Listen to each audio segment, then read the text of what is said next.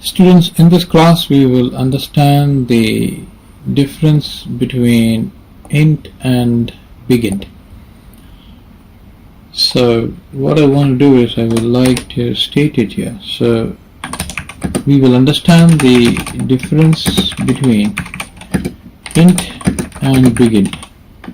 Now BigInt is a data type, right? It's a specific data type that has been included in the new JavaScript, and it is important that we understand the use of it. So what we will do is we will start off by placing the boilerplate, and then let me change the title and state here example to understand the difference between int and BigInt. Now when we are talking about int, we are talking about the number data type, right? So that's exactly what we are going to be looking at.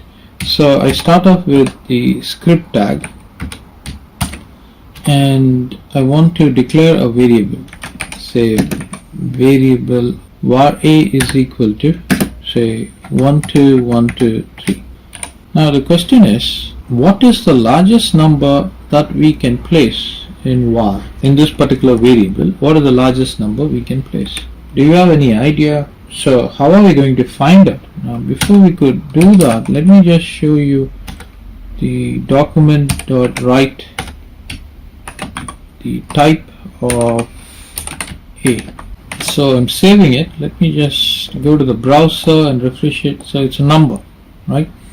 The question is, how big a number can we store in this variable a? That's an important question. Now to get that number, what I'm going to do is I'm just going to get rid of this.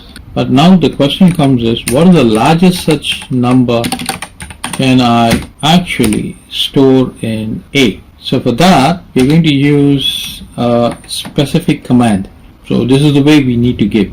So we need to start by saying number dot, you see that command there, max safe integer. So this is what we need to do. This will give us the maximum number, the maximum value that can be stored in the variable a, maximum number. Now let's copy this and see what would happen if I were to exceed this. I'm just going to comment this off for now, and I'm going to just place the number next to this, and then I'm going to have the document.write of the type, and I want to get the number printed. So I want to see what the output is going to be looking like if in case we are giving a number of this fashion. Clearly we know that this is the permissible level, but we are exceeding it in this fashion.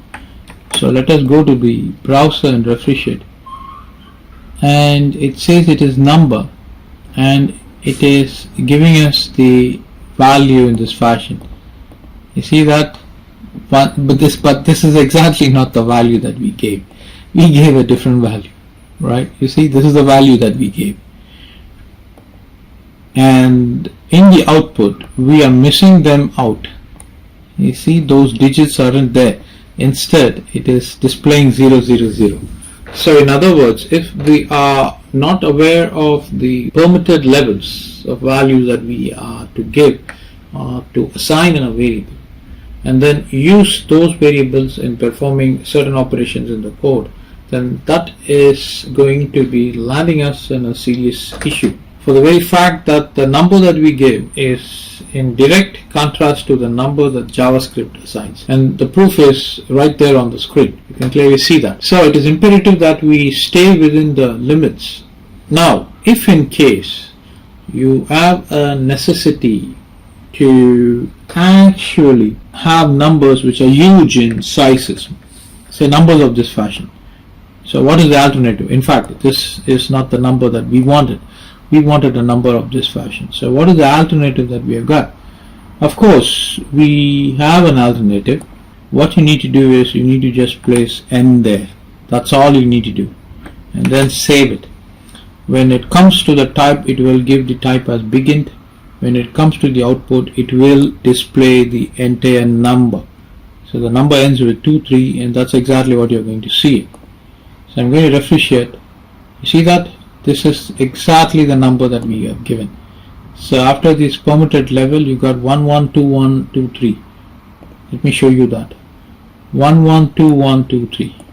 And with regard to the type, it says BigInt.